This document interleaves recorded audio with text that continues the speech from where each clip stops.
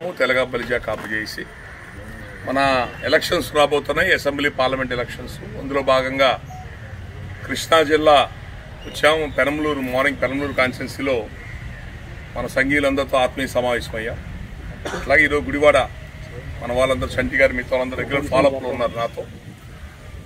మన నియోజకవర్గంలో రేపు రాబోయే ఎలక్షన్స్ దృష్టిలో అందరం కూడా ఒకసారి ఒక ఆత్మీయ సమావేశంగా కలుద్దామండి. కులస్తులందరూ మిగతా కులాలందరూ కూడా కలుపుకొని ఒక మాట మీద వెళ్దాం ముందుకని చెప్పని ఒక ఆలోచన నాతో వారం 10 రోజుల క్రితం చెప్పారు. అది ఈ సందర్భంగా ఈరోజు గుడివాడ రావడం జరిగింది. అందరినీ కోరుతుంది ఒకటే, రాష్ట్రం చాలా గందరగోళమైన వాతావరణ పరిస్థితులు ఉంది.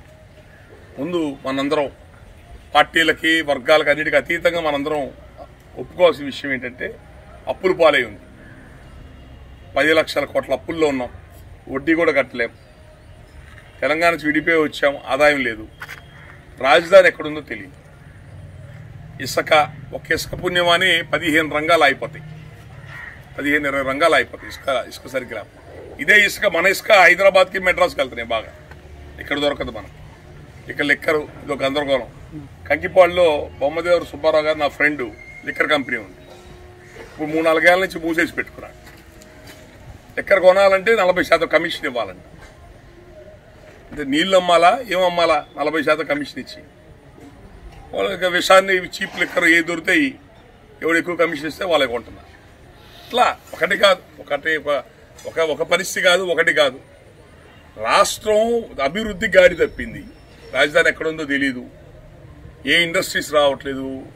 చదువుకున్న వాళ్ళందరూ ఉద్యోగాలకు ఎక్కడెక్కడికో పోతున్నాము. ఇప్పుడు రేపొద్దున ఇప్పుడున్న పరిస్థితి ఇట్లాగే కంటిన్యూ అవుతే ఇప్పుడు ఎక్కడ బయట అస్సాం నుంచాను, ఒరిస్సా నుంచి, బీహార్ నుంచి అటోలు ఇటు వచ్చి పనిచేస్తున్నారు పొలాల్లో, ఫ్యాక్టరీల్లో. ఇక మనం కూడా వెళ్ళి పనిచేయాల్సి వస్తుంది వేరే చోటకి వెళ్ళి ఇల్లు కలవడానికి. ఆ స్థితి ఆంధ్రప్రదేశ్ వెళ్తుంది. అది ఒక్కసారి అందరూ ఆలోచించండి. మళ్ళీ ఈ పరిస్థితి మళ్ళీ గాడిలో పడాలని చెప్పనే ఆయన పవన్ కళ్యాణ్ గారు మొదట బాధ్యత తీసుకొని అటు బీజేపీ పార్టీ పెద్దలతో మాట్లాడి, టీడీపీతో మాట్లాడి అందరూ ఒక మాట మీద వెళ్ళాలా, ఓట్లు చేయకూడదు, అందరూ ఒక మాట మీద గట్టిగా చేస్తేనే ఈ ఎలక్షన్ బయటపడతాం అని చెప్పిన ఒక కూటమి, ఎన్డీఏ కూటమిని తీసుకురావడం జరిగింది. బీజేపీ పార్టీ ముఖ్యంగా ఏంటంటే మోడీ గారు దేశవ్యాప్తంగా మంచి అభివృద్ధి మార్గంలో తీసుకెళ్తున్నారు. విదేశాల్లో మంచి పేరు వచ్చింది. మన దేశం యొక్క ఆర్థిక బలం పెరిగింది. రేపు కేంద్ర ఎలక్షన్స్ లో దాదాపు బీజేపీ మళ్ళీ అధికారంలో రాబోతుంది. ఇంత అతిపెద్ద జాతిగా ఉన్నాం. కాపులం, బీసీఎస్సీ కులాలం. మనకు జాతీయ పార్టీ ఉండాలి కదా. ఒకప్పుడు కాంగ్రెస్ పార్టీ, ఇప్పుడు లేదుగా. ప్రాంతీయ పార్టీలు తోకలు పట్టుకుని ఎలాడదాం అందరం కలిసి. లేదా జాతీయ పార్టీ అవసరం లేదు ఎవరికి. కాబట్టి బీజేపీ పార్టీ కూడా అటు తెలంగాణలో లక్ష్మణ్ గారికి, బండి సంజయ్ ఇద్దరు మున్నూరు కాపులే. ఇక్కడ కన్నా లక్ష్మీనారాయణ, సోమవీరాజు ఇద్దరు కాపులే. మీ పేద కులాలకు అవకాశం ఇస్తామాయా వాడుకోండి అంటున్నారు వాళ్ళు కూడా. ఇప్పుడు వాళ్ళు కూడా కూటమిలో ముందుకు వచ్చారు కాబట్టి మనకు ఒక మంచి వాతావరణం. ఇక రెండోది, ఇప్పుడు రేపు ఎవరెక్కినా మొల్ల కిరీటమే. ఒక్కరోజు ప్రభుత్వం నడవదు. ఒక్కరోజు ప్రభుత్వం నడవాలన్నా అప్పు చేయాల్సిందే. అది ఈ రాష్ట్ర పరిస్థితి. కేంద్ర సహకారం లేకుండా ఒక్క అడుగు కూడా మనం ముందుకెళ్ళలేం. ఒక ఫ్యాక్టరీ రాదు, ఒక అభివృద్ధి కార్యక్రమం చేయలేం. కాబట్టి ఇవన్నీ ఆలోచించే ఒక మంచి కూటమి ఇక్కడ ఏర్పడింది. రాష్ట్రంలో పరిస్థితులు సరి చేసుకోవాలని చెప్పని ఇక్కడ మన జనసేన పార్టీ తరఫున రాష్ట్ర వ్యాప్తంగా 2 ఎంపీ టికెట్లు ఇస్తే, ఒకటి మన బందరు బాలశౌరి గారికి ఇచ్చారు. బాలశౌరి గారు గుంటూరు జిల్లా బేస్ అయినా ఆ రోజు మొదటిసారి ఎంపీ అయినప్పుడు కూడా, తెనాలి ఎంపీ అయినప్పుడు కూడా అవనిగడ్డ ఆయన లిమిట్స్ లో ఉండేది. మళ్ళీ మొన్న పోయిసారి బందర్లో గెలిచారు. ఒక విధంగా మీ జిల్లా వాసి అయిపోయాడు ఆయన, మా జిల్లా కంటే కూడా. కాబట్టి మంచి వ్యక్తి. ఢిల్లీలో పట్టున్నాడు. అందరి దగ్గర మంచి పట్టుంది. మన ప్రాంతాలకు అభివృద్ధి కావాల్సిన ఫండ్స్ కానీ మిగతా తేగలుగుతాడు.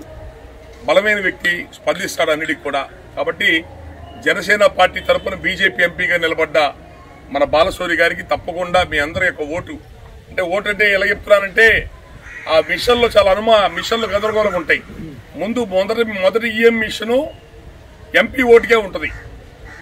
ఎంపీ ఓటు ఉంటుంది, తర్వాత ఎమ్మెల్యే ఓటు ఉంటుంది. ఆ ఎంపీ ఓట్లో చూసుకోవాలి. ఎంపీ ఓట్లో గాజు గ్లాస్ ఎక్కడుంది, ఎంపీ ఓటు దగ్గరికి వెళ్ళి బీజేపీ కమలం ఎక్కడుంది, టీడీపీ గుర్తు ఎక్కడుందని చూడకూడదు. గాజు గ్లాస్ జనసేన చూసుకోవాలా. రెండో ఈవీఎం దగ్గరికి వచ్చేటప్పటికి లోకల్ ఎమ్మెల్యే గుర్తు వస్తుంది. ఇవి మన జనాలకు జాగ్రత్త చెప్పుకోవాలి. ఇలాంటి విషయాల్లో జాగ్రత్తగా అందరూ కూడా ఆలోచించండి.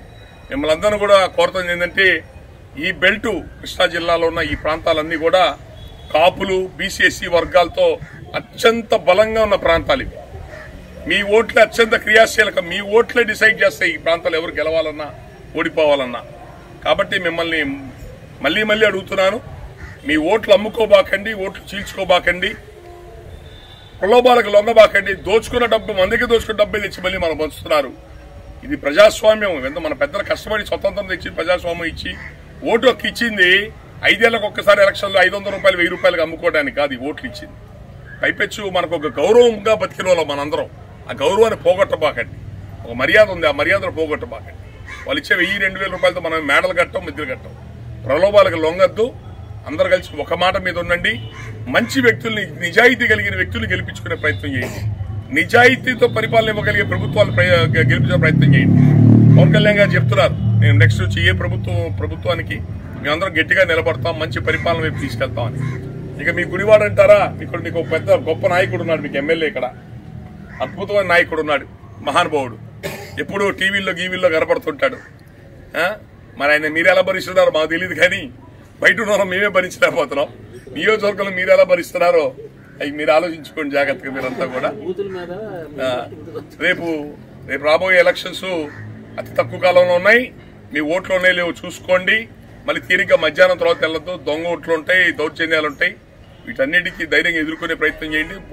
వీలైన తొందరగా పొద్దునెళ్ళి ఓటేయడానికి ప్రయత్నం చేయండి.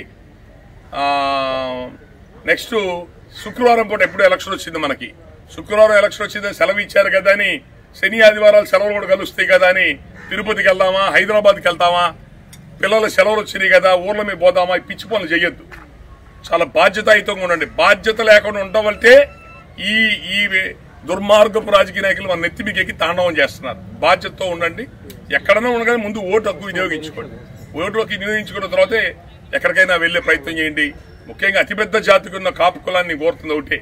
ఆ రోజు చిరంజీవి గారు కానీ పవన్ కళ్యాణ్ గారు కానీ వాళ్ళ పార్టీలు పెట్టి ఒక బలమైన ప్రయత్నం చేసింది సామాజిక న్యాయం కోసం, పేద కులాల రాజ్యాధికారం కోసం, బడుగు బలహీన వర్గాల రాజ్యాధికారం కోసం. అది సాధించాలంటే ఏం చేయాలి? అతిపెద్ద జాతికి ఉన్న మన అన్యాయమైన వాళ్ళు ఎవరో కాపులం బీసీఎస్సీలను 70 ఏళ్ళకి అధికారం దూరంగా ఉండి మనతో పాటు అన్యాయమైన బీసీఎస్సీ కులాన్ని జాగ్రత్త దగ్గర తీసుకొని వాళ్ళని కలుపుకొని మనకు జరిగిన నష్టం ఏంటో వాళ్ళకు కూడా చెప్పుకొని అయ్యా అందరం కలిసి ఒక మాట మీద ఉందాం, ఒక మాట మీద ముందుకెళ్దాం, పేద కులాల రాజ్యాధికారం కోసం ప్రయత్నం చేద్దాం, వచ్చిన ఫలాలు అందరం తీసుకుందాము, రాష్ట్రాన్ని కాపాడుకుందాం, అప్పుల పాలైపోయిన రాష్ట్రాన్ని కాపాడుకుందాం అని చెప్పని మనమే పెద్ద బాధ్యత తీసుకొని మిగతా కులాలను జాగ్రత్త కలుపుకొని ముందుకెళ్లాల్సిన అవసరం ఉంది. ఈ రాష్ట్ర భవిష్యత్తు మీ చేతుల్లో ఉంది. అతిపెద్ద జాతిగా మీ చేతిలో ఉంది. మనం అభివృద్ధి వైపు జాగ్రత్తగా వెళ్తామా, పత్రం అయిపోయి భారతదేశంలో కొన్ని రాష్ట్రాలు ఉన్నాయిలే పేద రాష్ట్రాలు గందరగోళంగా ఉంటాయని చెప్పని అలాంటి రాష్ట్రాల్లోకి వెళ్ళిపోవటం అన్నది అది మన చేతిలో ఉంది. కాబట్టి కొంచెం బాధ్యతాయుతంగా ముందుకెళ్ళమని చెప్పని కోరుకుంటున్నాను. రేపు ఎన్డీఏ కూటమికి అందరూ కూడా పేద బడుగు బలహీన వర్గాలందరూ కూడా అండగా ఉండాలని కోరుకుంటున్నాను. Thank you. చాలా మంది అనేక రకాలుగా ఈ ఊళ్ళో మీకు అర్థమైంది కదా.